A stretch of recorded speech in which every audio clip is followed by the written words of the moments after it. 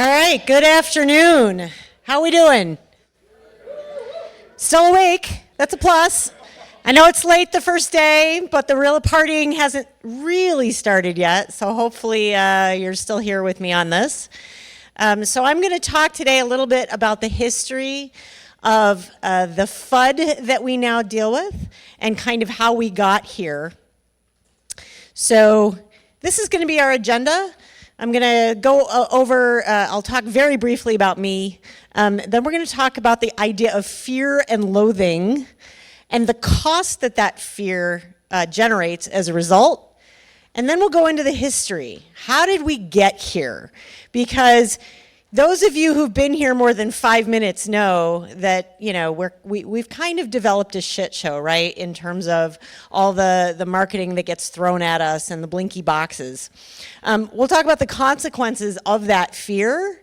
And then we're going to talk about changing the paradigm. How do we get somewhere other than where we are today?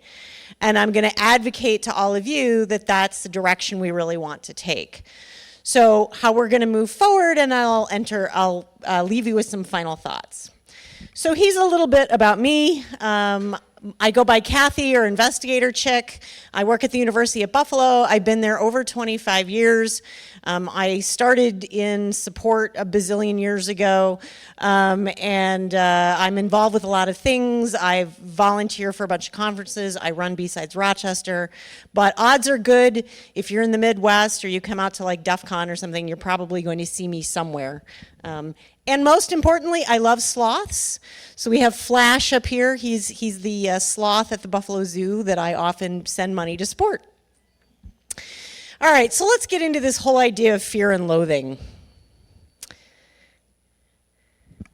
So here's a really early advertisement. How many of you were around in 1989 thinking about antivirus? At least a couple, right? So this is a really early advertisement for this idea of there being antivirus. Now you have to understand, there was a time before all of this where no one cared about security because that wasn't a thing. And I know those of you who are old enough are looking at me going, how the hell can you be that old? Because I get that a lot. And here's what I'll tell you. I'll tell you a little snippet about my history and why I have this bizarre perspective. My father moved to what became my hometown when I was like 7 years old, and he began to run the mainframe at the computing center in the college at that hometown. So what did we have in my house? We had a terminal. Yes, a terminal. That terminal, unlike most people with a terminal, did not dial up to a modem. We had a direct line to the college. There was no modem noise. It was just always on. And so a lot of my hacker friends, when I share stories with them, they're like, oh yeah, I used to go to that place. I was freaking, and that's how I got to the thing. And I was like, yeah, I just telnetted there because I could, right? So my background's a little different. So anyway, back to this. So what do we see here in 2007? Uh-oh. We need to protect ourselves. Is there a huge difference between these two?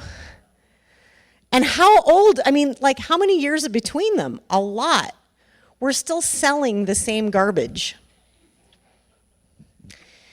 This is part of the reason we are selling the same garbage. People think fear is really a good motivator. They think, oh, we can bolster change. If we scare the crap out of people, they'll do something else. I'm going to say a blasphemous thing here. How many of you go to church where they tell you if you don't do the right thing, something bad will happen? And for how many of you do you do the right thing because you're told that? Right? Like, I'm hearing some giggles. And the reality is, there's a bunch of research out there that shows that fear is really problematic. What does it cost us? Well, we spend a lot of money. Does that make us more secure? What? Marginally, right. So in 2023, we spent $162 billion. right? That's kind of the worldwide average cost from Gartner. In 24, it was 182 billion, up 12.5%. Things must be better. We're spending more money. Yay. How many of you would say, yes, it's so much better now? Yes, it's improving salaries. I mean, I can't deny that. It improved mine a little bit too. Spoiler alert, it's not working. So what we're doing is not working. And I think pretty much everyone here can agree with that, right? There are some things, we are learning some lessons, but they're not because that we've tried to scare the crap out of people.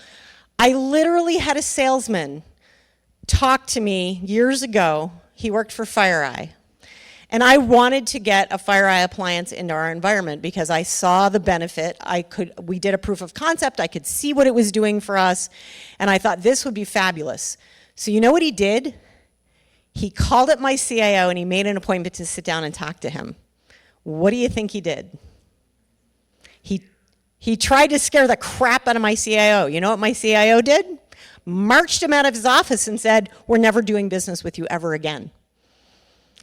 And we hadn't done business with them then. And that CIO was around for 10 years. So fear is definitely problematic. I don't know how many of you are familiar with Chris Roberts, but Chris Roberts, as far as I can tell, coined the term blinky box syndrome. So this is where you need the newest blinky thing, whatever it is. So back in the day, and we'll talk a little bit about the history of how we got here, but now we're into AI, right? That's the newest blinky box. It's going to be whatever AI thing that someone can throw at you, or ML, or next. I mean, there was a time when it was next gen, right? Like all these buzzwords. It's insane. And so there's this whole idea that you need the next blinky box because that's what's going to make you safe. And that's all spurred by fear. So here's what fear really does, other than make cats look ridiculous. It causes us to be incredibly defensive, right? And if you're feeling uncomfortable, if somebody looks at you and accuses you of something, what is the last thing you want to do? Comply or even listen, right? You don't want to hear what they have to say. If they're accusing you of something, whether or not it's legit, no one wants to hear that. The trick is, if there's not enough fear, you're complacent and you don't care, right? And I think, especially today, we see that a lot. If I were to ask you, when was the latest major breach, you'd be like, I don't know, it happens so often. Which one? I don't even care anymore. But if there's too much fear, you're too afraid to make any decisions. And we get totally paralyzed by that. And that's a serious problem. So trying to balance fear, it really doesn't work. And you wind up with these negative emotions and thoughts about a product. Like the story of FireEye and my CIO, we never did get FireEye. We wound up having to do other things. But, it would have been a really nice solution to have in place for what we needed at the time. But we lost out on it because the salesman decided fear was the answer. And, it creates an overreaction that is really unnecessary. So let's go back in time a little bit. So the picture on the left, from your perspective, this is touching a little too close to home right now, but I thought I'd leave it in anyway. So for those of you who are not familiar with this is World War II. These were Japanese internment camps. And why were these people here? Because they were Japanese, not because they'd done anything wrong, not because somehow they were bad, but because they were Japanese. And because of the actions in World War II, the Japanese Americans were rounded up and put in these internment camps. The picture on the right is about Russia, because we never ever hear anything about how scary Russia is. And again, these images and the whole thing about Russia, that seems to be coming back. So yeah, there's this idea that we create fear by design, right? We have these things already circulating. Who knows about the Orange Book? Anybody have the Orange Book? Yeah, a bunch of us old folks who know about this book. So this was the really early thing that was supposed to teach us about security. And it was, you know, the do's and don'ts, right? And this was long before any of these terms, cybersecurity, security, because security wasn't a thing. It was just about risk assessment. And it's kind of funny because we talk all about cybersecurity and all these other things, right? And then the bean counters come along and talk about risk assessment. But in reality, we're really all talking about the same stuff. But this is how the government started with any form of anything to do with security. So here's the beginning of the internet. The internet starts in the mid-'80s. It starts with 4 machines. And those 4 machines, why were they connected? Does anybody know or remember? No, everybody thinks it was missile defense. Guess again.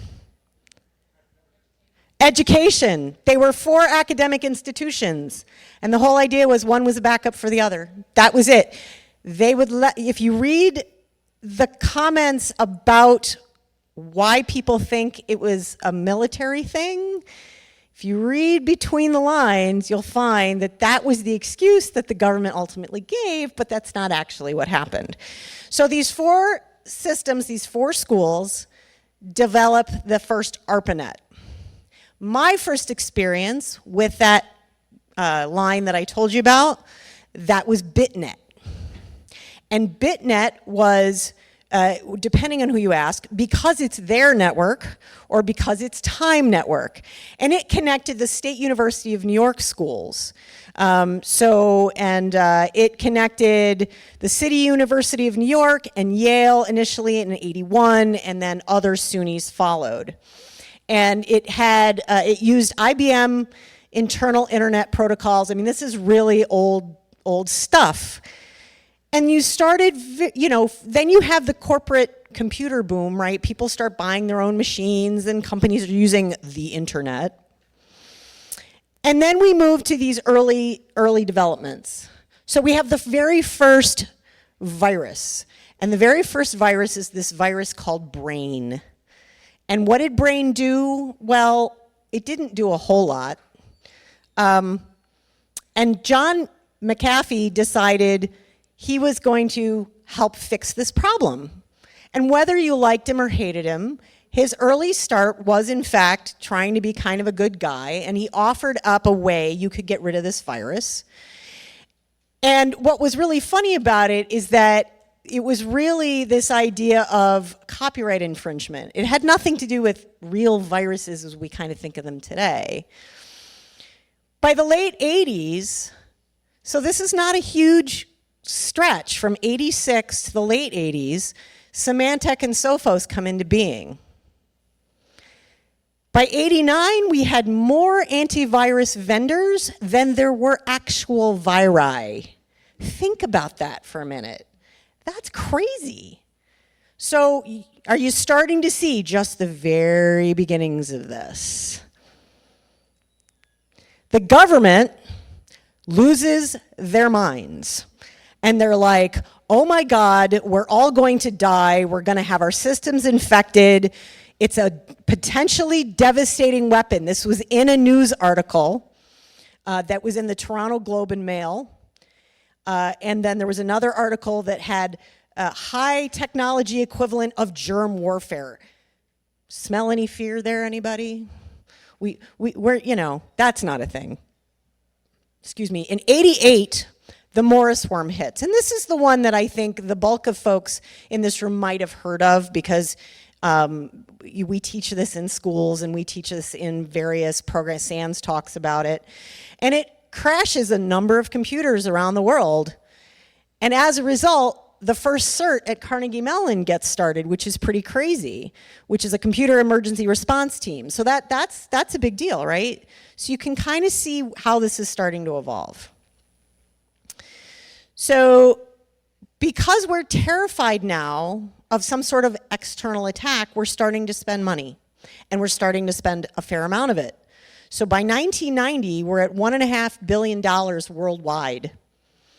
And if you look at the prevention dollars, right, This whole idea of spending $120,000 to $150,000, this seems pretty reasonable given the fact that this sort of thing took out all of these systems. They're like, yeah, okay, that's fine. Then we get into these books. These were the Bibles for some folks.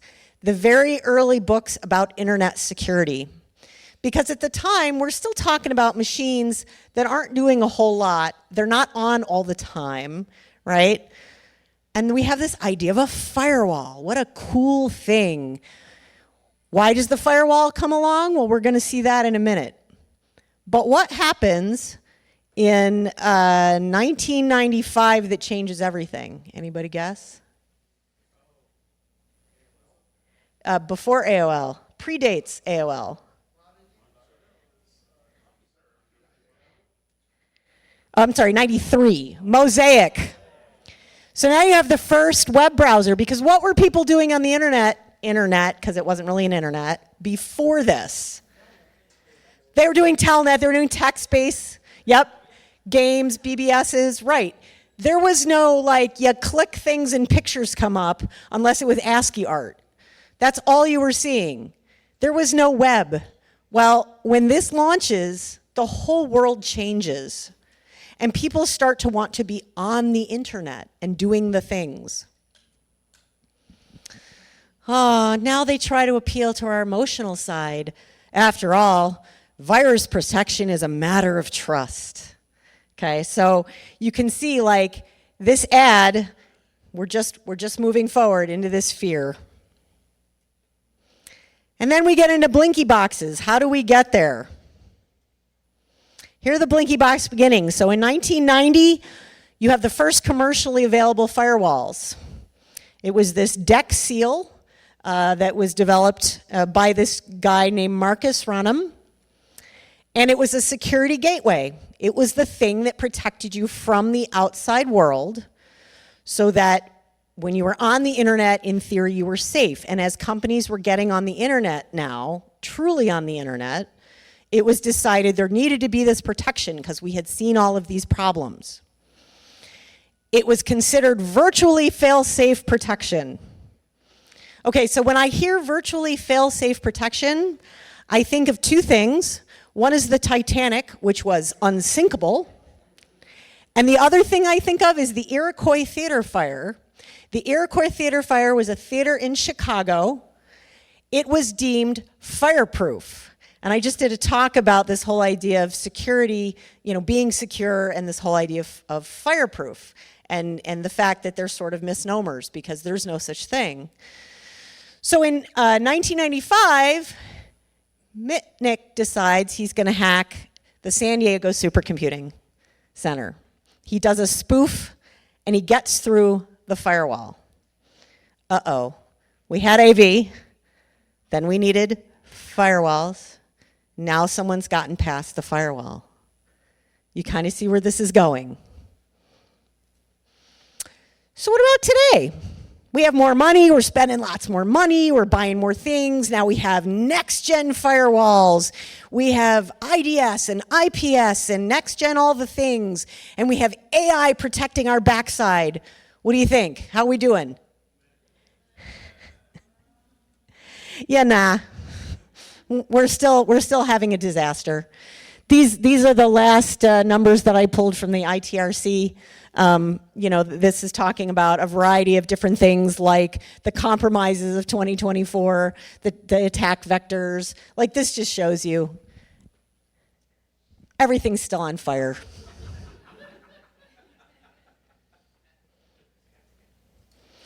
So what are the consequences in this industry of that fear? Well, FUD. So this idea of fear, uncertainty, and doubt. We see the fear-based marketing strategy. We've already talked about how fear is problematic.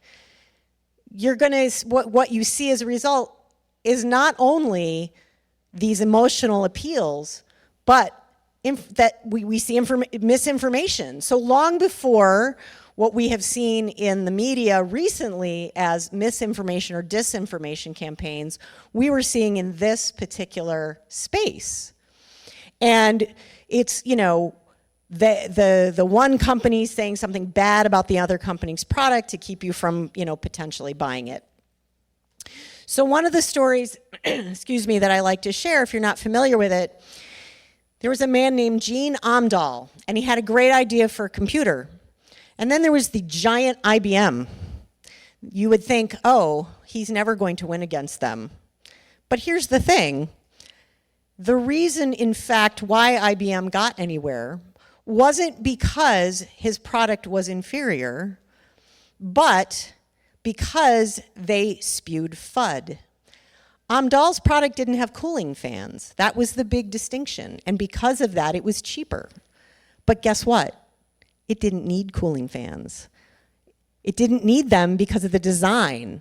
The design put the power supply on the outside of the box. So if it's on the outside of the box, why do you need a cooling fan? But IBM didn't care. Oh, let me just go back for a second. I love this quote from Rich Smith. So he used to be with Duo when I first met him and heard him say this. The security industry generates FUD in order to sell hope.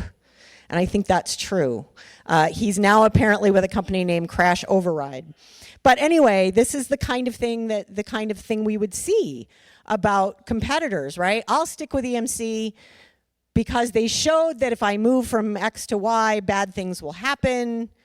And, then the company that's trying to come in and displace EMC says, I'm not surprised they told you because, they couldn't tell you. They'd have to sell you more disks. Like, let me show you why the competition is just wrong. And this is the kind of thing, if you look very carefully, what does this say on the bottom? Yes, by who? IBM, right? So this is a real piece of marketing that they built internally that was leaked to the public, which is how I have it. I didn't get it from anywhere special. So we have a fear-driven image problem, right? I like this quote from a woman who also used to be with Duo. In large part due to mainstream media, the idea of security often becomes entangled with fictional concepts of the people who are in the world of security are and what the data battlefield looks like.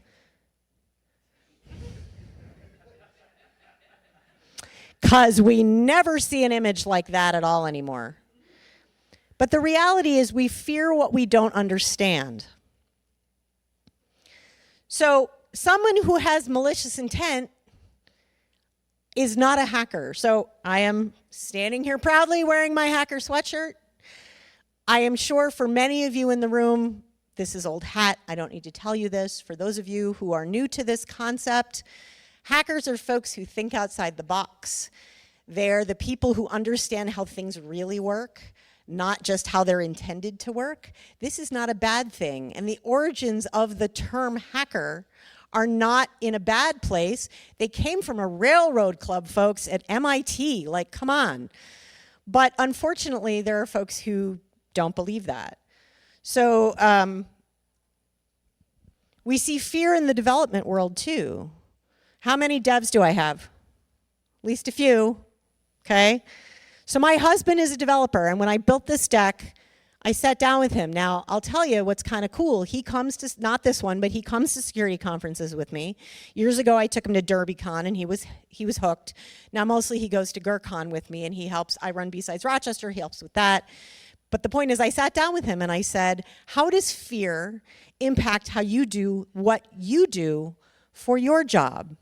And he said, if there's a breach, and it's my code, I'm terrified that, I could get called out for that.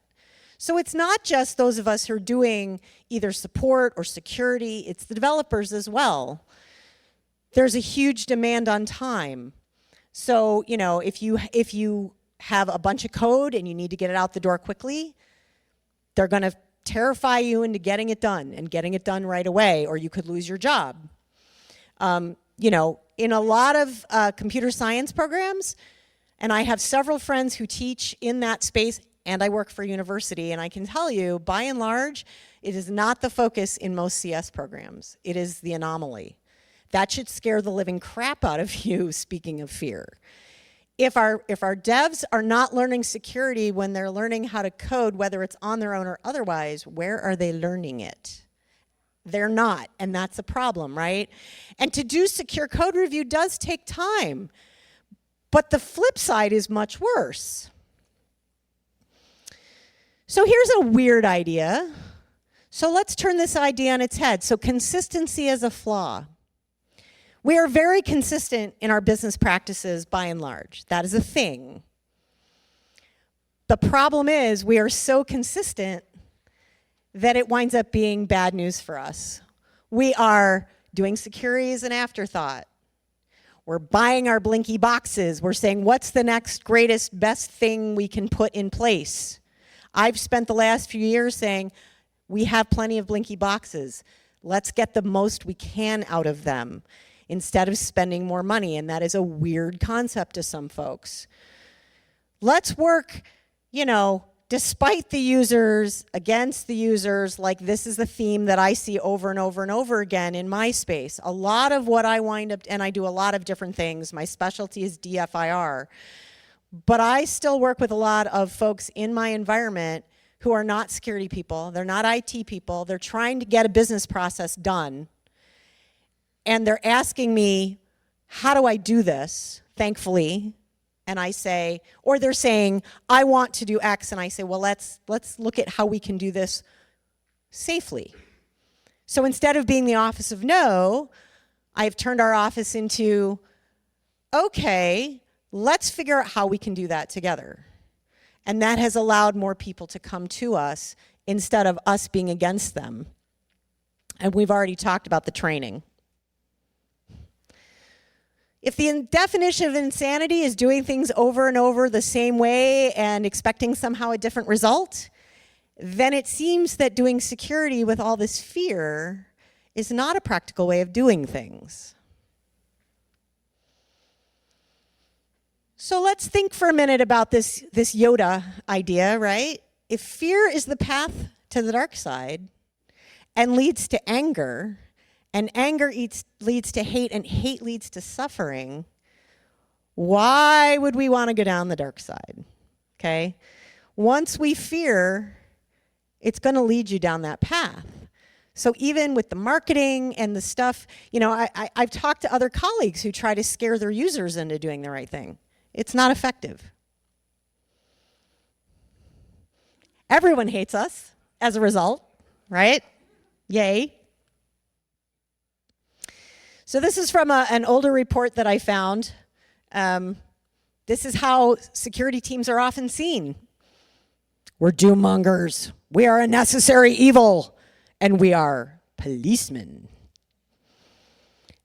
That's because we're understood in most cases. Your average person, whether they're a bean counter, whether they're a secretary, they don't know what the hell we do because some of us are so far removed from those people, they never see us. They should see us.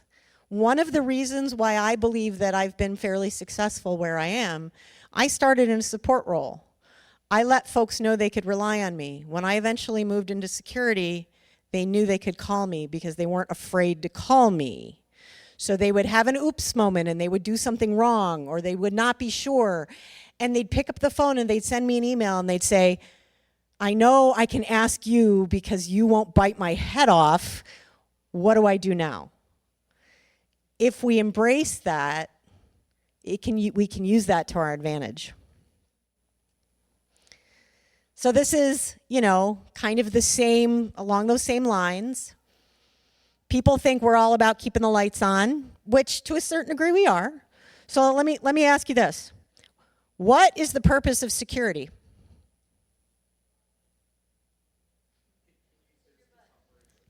Can you what? Continuous business operations. So you're very close to what I'm thinking, but go ahead.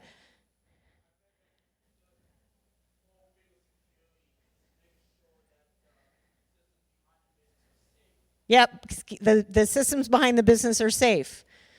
So I will take and go closer to what you were saying. Your job in security is to make sure the business keeps running. Because at the end of the day, if the business isn't running, why are you there? People will say, well, it's to protect the data. Yeah, but who cares? The point of the data is for the business. If the business isn't running, who cares?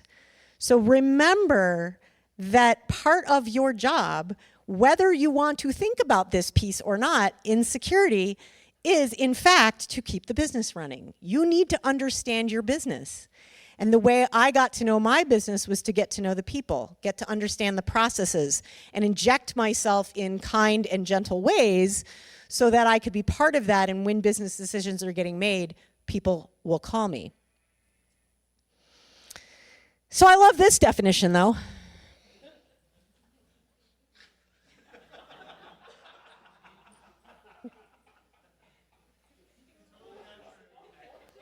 No one's ever seen that before. All right. Yes, there's the reason it's the top definition. So I'm sure some of you have seen this image before, the duck rabbit, right? So we need to change that paradigm. We need to change how we're seen. We need to change what we're doing. We need to focus on something other than fear. So how do we overcome that fear? We have honest conversations. And we discussed with folks the risks of what they're doing in the context that they will understand. Your average user does not understand risk from a zeros and ones. They don't know about zeros and ones. They don't care about zeros and ones. We have to give them positive messages. Non-fear, positive messages. If you want to change behavior and you try to do anything other than provide a positive message, you're shooting yourself in the foot. So for example, and this is one of my favorites, there is a bitter argument over phishing tests. Now for some entities, yes, I understand for some entities phishing tests are required, and there's bitter arguments about phishing tests are stupid, they don't do anything, there's been research that shows that sometimes actually they can be detrimental. But what I will tell you is, part of the reason why phishing tests are problematic is not because they're a phishing test. It's because the goal of the phishing test is to catch people. Imagine if you went to a department and you ran a phishing test for them and you said, hey, 80% of your people did not fall for a fish. As opposed to saying, yeah, 20% of your people fell for this fish. What is it you're trying to get them to do? You want them to not fall for the fish, or at least question it, right? You want to communicate about that. The only way you do that is to get people to want to do that. If all you're doing is saying you fell for the fish, all you're doing is reinforcing the negativity. And negativity sucks, and people will remember, and that's all they're going to remember. There's a tremendous amount of research that's been done on this subject. And, you know, there's Jessica, I'll think of her name in a minute, Barker has done tremendous research on this subject, and she has actually pulled resources from psychology showing why positive messaging is more effective than negative messaging, regardless of whether you're talking about a fish or anything else in security. So we need to stop the us versus them. To a certain degree, I get it, right? I'm in that us versus them now. I'm not with them. I'm part of us, right? That's a good feeling. But we should be embracing them as well. Because again, if the point of security is ultimately keep the business going, well, that's kind of all of us, right? It has to be inclusive. Be patient. I get it. I want to tear my hair out. I was just giving a talk actually last week with a woman who's a mailroom worker at the university. She's a very, very lovely person who does not understand technology at all. And when she asks questions when I'm doing a presentation, I have to be extraordinarily patient, listen to what she says, and give her as short and concise an answer that essentially leads her somewhere else during the talk, because all of her coworkers know, right? This is not like just me. We all kind of understand that. So you have to have these techniques for dealing with the frustrating folks. If you tell somebody you're going to do something, please follow through. It really does matter. Again, I have people from all over my campus who come back to me and ask me questions because they know if they say, how do I do this, or where do I go for this, I will get them an answer. I won't just drop the ball. I'm human. I will occasionally forget and they have to remind me. But it makes a difference. You are changing your rapport with those folks. It builds a community of trust. So this is what I was saying. You need to talk to folks at their level. If what they understand is how to type memos, or what they understand is, I don't know, how to clean trash out of your room, cool. Talk about it at their level.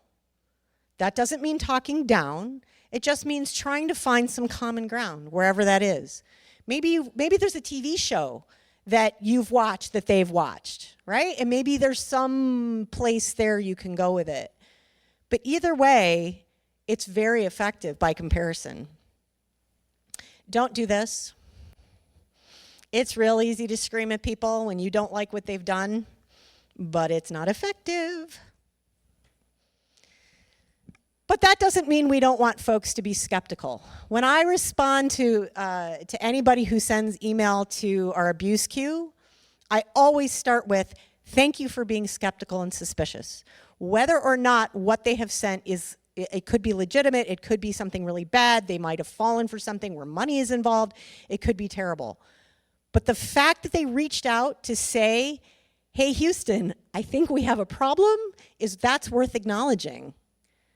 So you want folks to be skeptical and suspicious, and you have to teach them how to do that, because folks with critical thinking, I'm telling you, that is a tough, tough skill in this day and age for folks to grasp.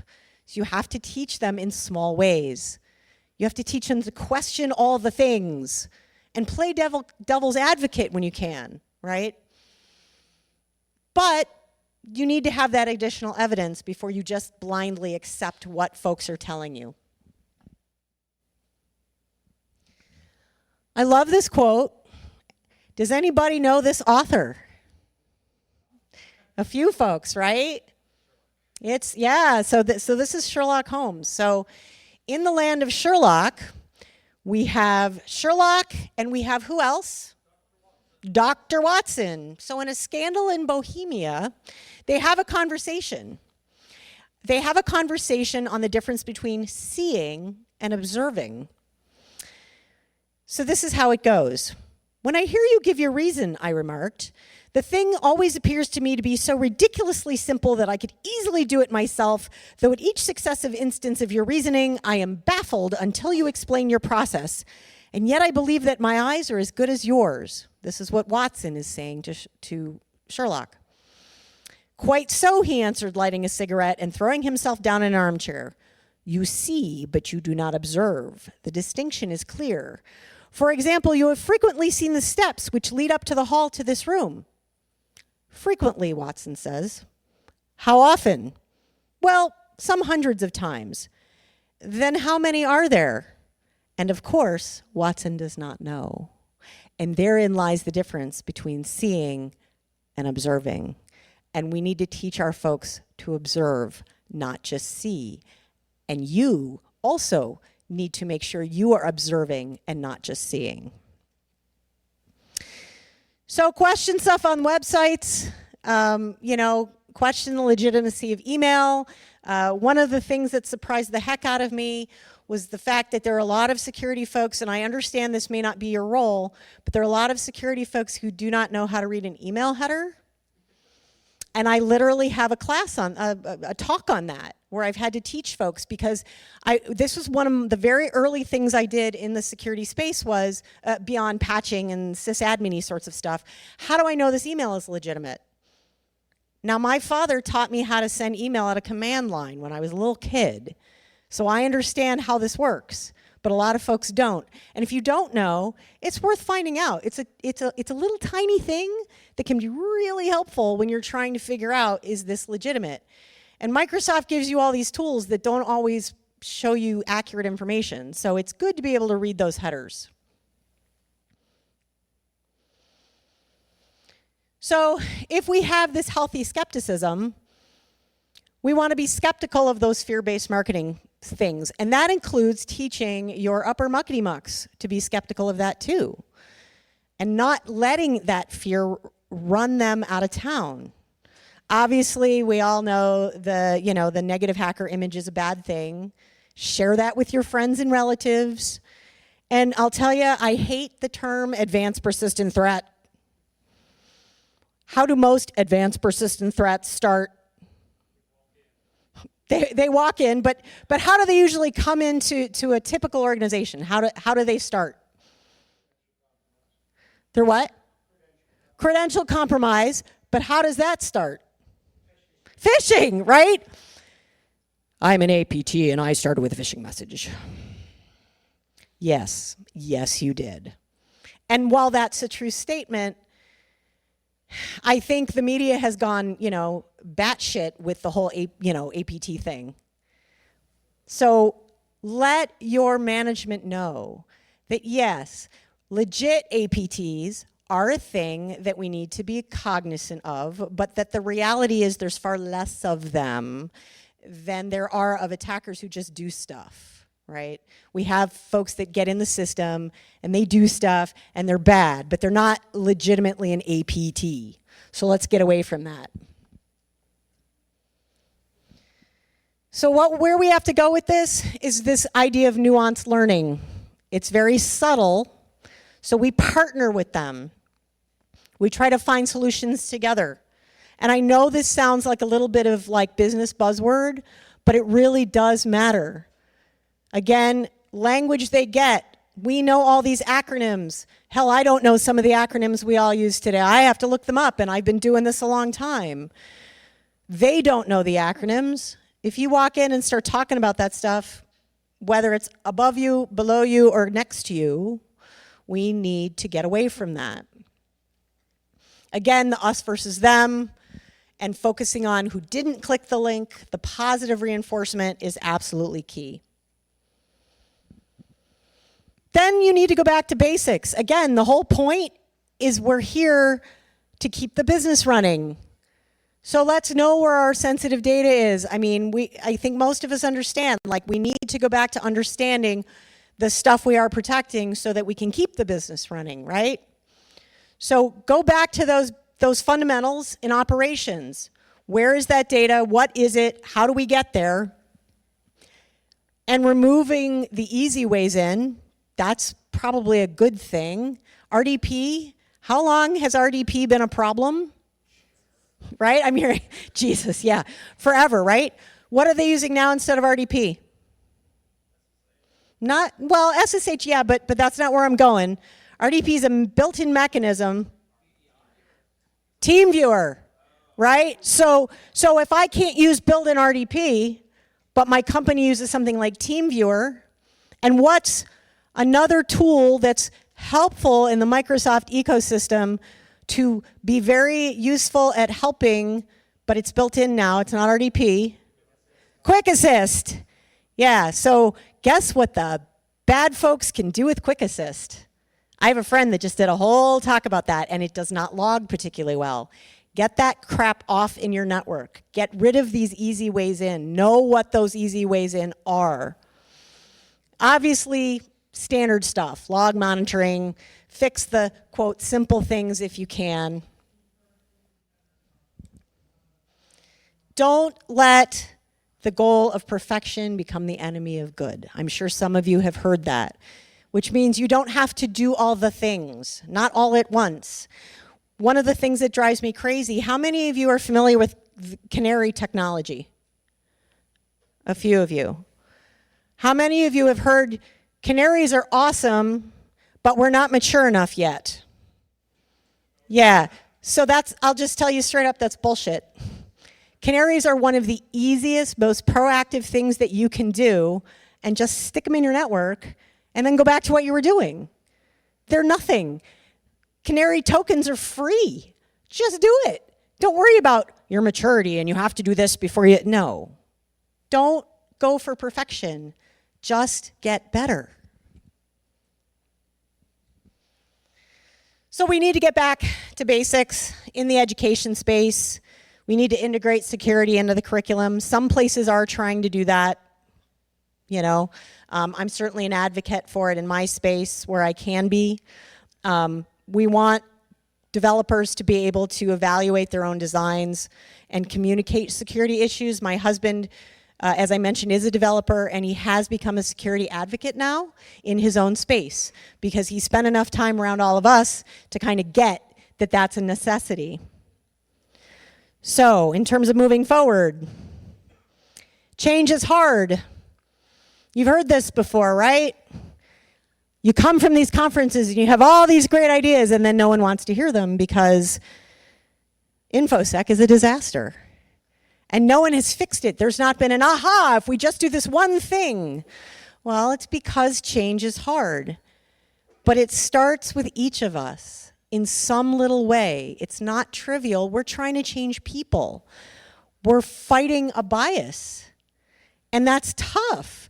People underestimate the likelihood of bad things, so they're more inclined to not care and just do them anyway. And that is part of the research that Dr. Barker, who I mentioned earlier, has done. So this is a book that I read a number of years ago, having to do with trying to change people and trying to change them from the bottom up instead of the top down. When change works, it gives folks direction. It's a good thing, and small changes can snowball to help you get there. So, you know, how do we eat an elephant?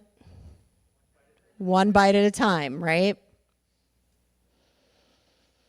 Move away from the silos.